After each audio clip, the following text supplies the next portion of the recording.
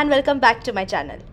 আমি সোহিনী আর এটা হচ্ছে সোলো ইন ভিয়েতনাম সিরিজের এপিসোড 8। এই ভিডিওয়ে আমি তোমাদের নিয়ে যাব বানা হিলস, একটা অ্যামিউজমেন্ট পার্ক, আর সেখানে কিন্তু আছে বিখ্যাত গোল্ডেন হ্যান্ড ব্রিজ। তোমরা যদি ভিয়েতনাম সিরিজের আগের এপিসোডগুলো না দেখে থাকো প্লিজ দেখে নিও। ভিডিও ডেসক্রিপশনে আমি প্লেলিস্টের লিঙ্কটা দিয়ে দিয়েছি। আর দেরি না করে ভিডিও ফেরা যাক। So I'm at Bana Hills.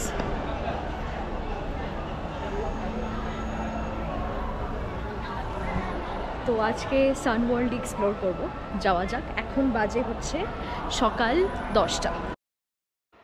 বানা হিলস হলো দানাং থেকে প্রায় 30 কিলোমিটার দূরে।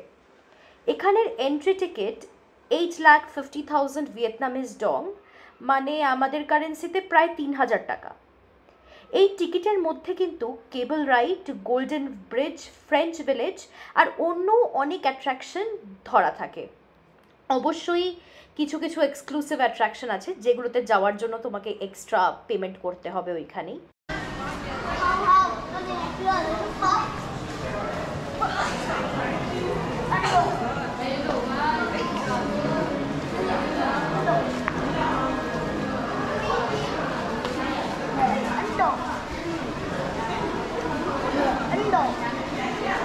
Thấy nạt chưa?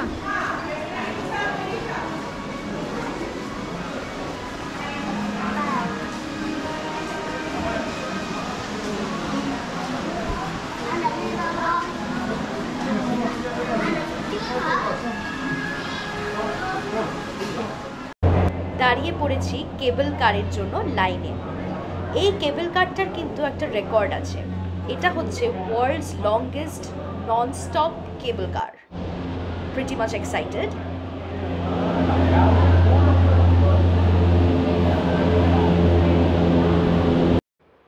ভিড় দেখে আশা করছি বুঝতেই পারছো এখানে ভালো ভিড় হয়। প্লাস যেহেতু এটা একটা উইকেন্ড তাই আরও বেশি লোক। আর এখানে লোকালসরা তো এখানে আসেই, অনেকটা যেরকম আমাদের এখানে উইকেন্ডে নিকো পার্ক, সায়েন্স সিটিতে ভিড় হয় সেরকম। আমার সাথে এই কেবল কারে একটা ভিয়েতনামিজ ফ্যামিলি উঠেছিল। তারা ইংলিশে বেশি কথা বলতে না পারলেও কিছুটা কথা হলো। আমি ইন্ডিয়া থেকে এসেছি, তারা ইন্ডিয়া শুনে ও ইন্ডিয়া নাইস নাইস যাই হোক এরকম বললো। কিন্তু যাই হোক সব মিলিয়ে বেশ এনজয় করছি।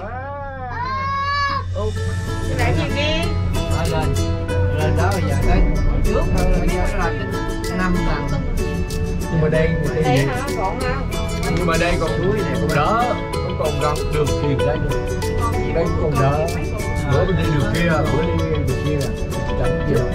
Trước đi chỗ này cái cabin nó lớn lắm chứ không nhỏ này. Vừa nãy á bên chỗ khách đó bên đó cái tour đấy á. Thôi mà đứng có tour chỗ mà. Đúng rồi, cho đủ luôn. Người ta thích hàng. Đi cái tự động tiếp cũng dễ sợ. Hay kìa. Rồi ở thành Pháp tôi ban rồi nghiên cứu nhiều cho Việt Nam tốt bạn. Cái đây vậy chứ mình còn đỡ. Mình đi qua 75. Rồi chiều đây sao đâu có đi đâu, có đi được không? Đi khỏi nó được không? Cái chỗ đi đó. Đi khỏi nó nữa rồi. Đi qua 75 này. Đuôi rồi. Để cái chỗ. Có là đi qua 75. Để sợ của mình thì mình cũng đi trong đường quá tải rồi. Rồi mình cũng ở đây 7 giờ sáng có mặt đi chị mát một chút. Giờ này là giờ này. Với hai nữa cái giờ mở cửa nó 7 giờ mấy.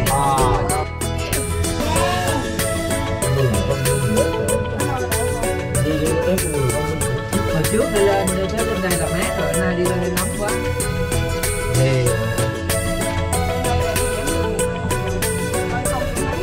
Lên cao nó mới giảm lại chứ đi lên cao đi qua con xuống rồi nè.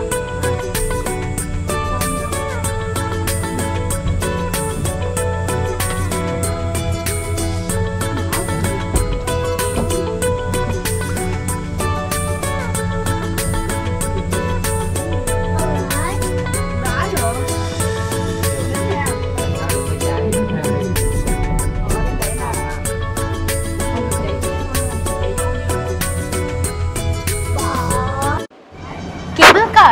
নামিয়ে দিল আমাকে fantasy park স্টেশনে। এবারে fantasy park স্টেশনে কি কি rides আছে সেগুলো এক্সপ্লোর করা যাক।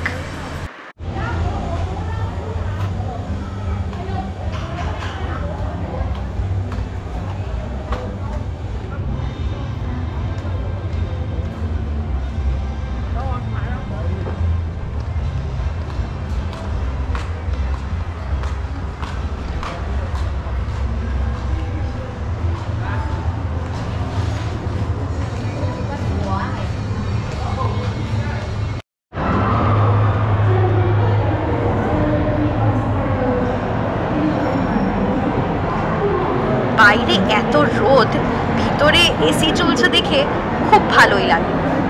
আমি যদিও রাইড, রোলার কোস্টার এগুলোতে চড়তে একটু ভয়ই পাই, তাই আমি বেশিরভাগ ইনডোর রাইডসগুলো যেখানে সেইখানে পৌঁছে গেলাম।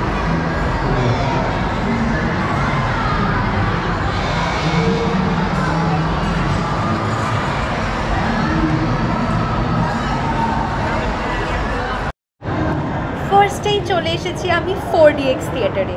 সত্যি কথা বলতে 4DX আমাদের এখানেও প্রচণ্ড কমে, কিন্তু ওই যে বললাম আমি শুধু খুঁজছিলাম কোথায় এসি আছে আর কোথায় জাম্প স্ক্যারসগুলো কম, কারণ আমি এই রাইডের ব্যাপারে প্রচণ্ড ভীত।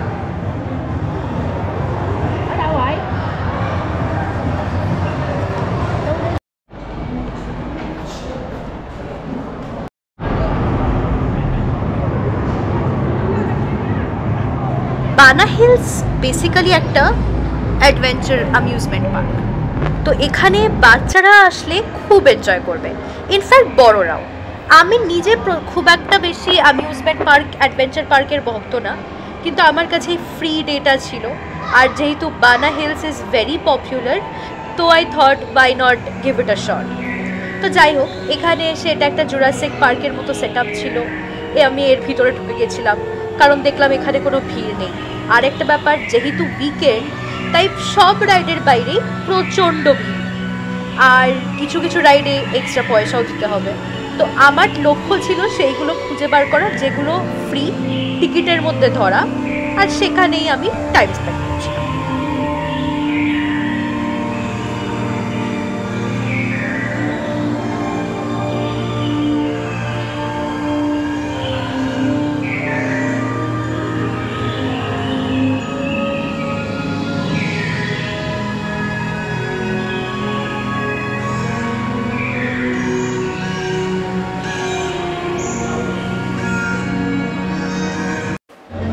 ফ্যান্টাসি পার্ক থেকে বেরিয়ে আমি চলে এসেছি এই জায়গাটাতে, যেখানে এসে মনে হচ্ছে আমি ইউরোপের কোনো একটা শহরে চলে এসেছি। এই জায়গাটার নাম হচ্ছে ফ্রেঞ্চ ভিলেজ। পুরো এরিয়াটা বানানো হয়েছে ফ্রেঞ্চ স্টাইলের আর্কিটেকচারে। ছোট ছোট স্টোনের পাথ, চার্চের মতো বিল্ডিং, ওপেন ক্যাফে, সব কিছুটাই অনেকটাই সিনেম্যাটিক। এখানে থাকা জিনিসগুলো বেশ ফটোজেনিক, তাই অনেকেই এখানে টাইম নিয়ে ছবি তুলছিল, তাই ভিড়টাও প্রচণ্ডই বেশি এখানে। এখানে কিন্তু কফি শপ, স্টারবাকস এটসেট্রা এগুলো পেয়ে যাবে তোমরা।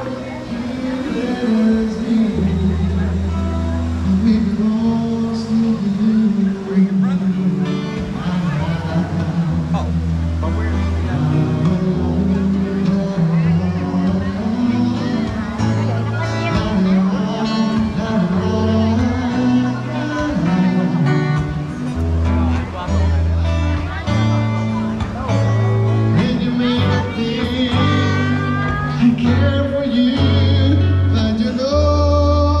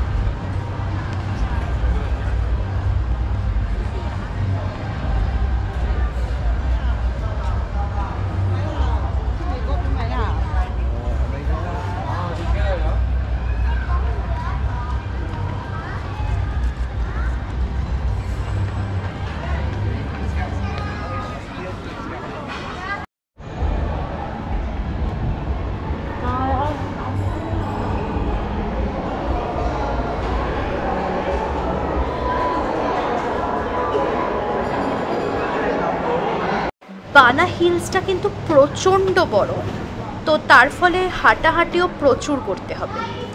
এইখানে যদি দেখতে পাচ্ছ কিনা জানি না, কিন্তু ওইখানে ফ্রান্সের লুভের মতো একটা স্ট্রাকচারও করা আছে।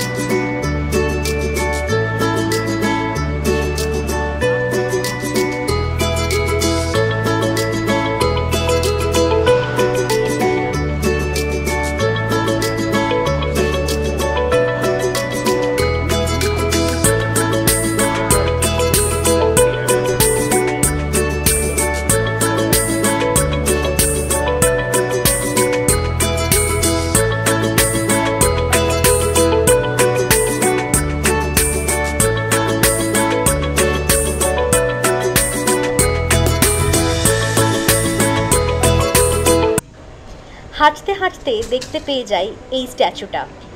এটা কিন্তু সেই গ্রিক মাইথোলজিতে পড়া অ্যাটলাসের মতো, যে পুরো পৃথিবীর ওয়েটটা নিজের কাঁধের উপর ধরে আছে। এই কাসেলটার নাম হচ্ছে লুনার কাসেল।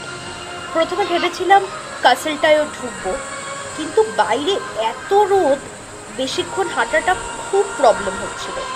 কিন্তু কিছু করার নেই, এতটা দূরে যখন এসছি, প্লাস এর পরের স্টপের রোপওয়েটাও ওখান থেকেই, তাই হেঁটে লুনার ক্যাসেলের দিকে চলতে লাগলাম।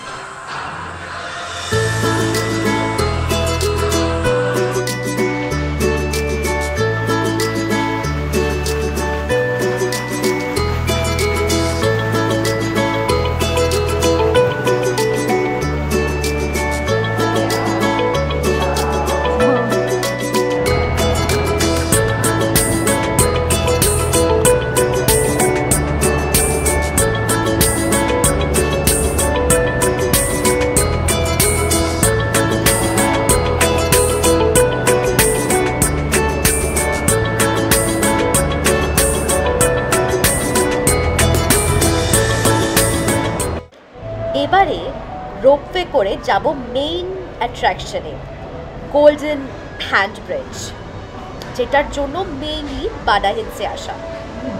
আর এছাড়াও আমি আরও কিছু রাইড করেছিলাম, কিন্তু রাইডগুলোর মধ্যে ভিডিও নেওয়া অ্যালাউড ছিল না, তাই সেগুলো দিতে পারলাম না। এই যে দেখা যাচ্ছে গোল্ডেন হ্যান্ড ব্রিজ, আর তার সাথে এটাও নিশ্চয়ই দেখতে পাচ্ছ যে কত লোকের ভিড়।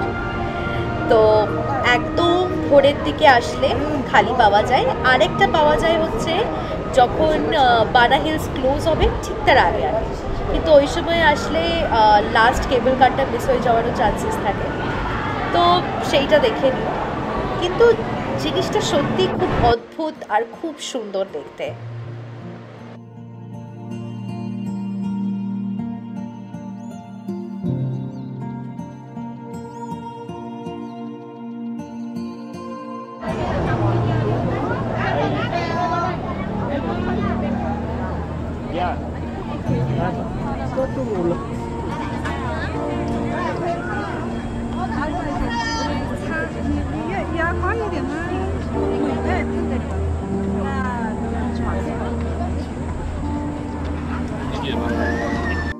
আবার রোপওয়েতে বসে ফেরার পালা। পুরো দিনটাই বেশ ভালোই কাটলো, কিন্তু তোমার হাতে যদি দিন কম থাকে আর তুমি যদি খুব একটা অ্যাডভেঞ্চার পার্কের ভক্ত না হও, বানা হিলস ইজিলি স্কিপ করতে পারো। কিন্তু ওই যে গোল্ডেন হ্যান্ড ব্রিজ, যেটা আমরা অনেক ছবি দেখি সোশ্যাল মিডিয়ায়, সেটা যদি তুমি দেখতে চাও তাহলে বানা হিলসে আসতেই হবে। তো এইখানে ভিডিওটা শেষ করছি। আশা করছি তোমাদের ভিডিওটা ভালো লেগেছে, and if you did like the video please consider subscribing to my channel. আবার দেখা হবে সামনের সপ্তাহে সোলো ইন ভিয়েতনাম সিরিজের এপিসোড 9 নিয়ে। ভালো থেকো, সুস্থ থেকো। Thanks for watching.